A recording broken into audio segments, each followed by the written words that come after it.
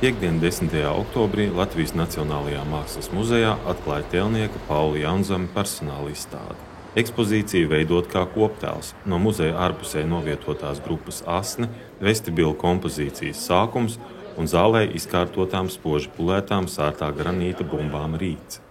15 no laukakmeņiem kaltās lodes kopumā varētu svērt kādas 5 tonnas, tāpēc, lai izstādes objektus nogādātu līdz izstāžu telpai, tēlnieks aicināja talkā pazīstamo spēka vīru Raimondu Bergmani un Latvijas spēka atlētu federācijas pārstāvis. Tā ir spēku vīru klasika numur 1 šie akmeņi, ja, un līdz ar to es domāju, ka neko labāk jau nevar atrast, bet šādā ziņā es domāju, viņas svērt diezgan, es domāju, kāds 300-400 kg. Akmens ložu nogādāšana muzeja ēkā spēku vīriem šķiet pārāk lielas grūtības nesagādāja.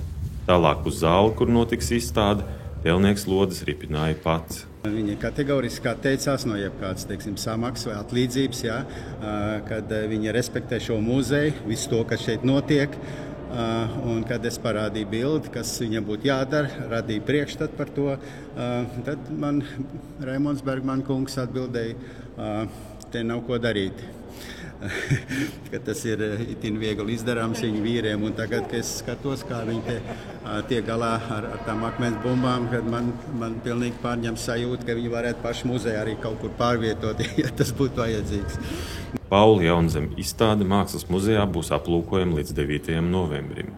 Una Griškeviča, Artis Baņģieris, Diena TV.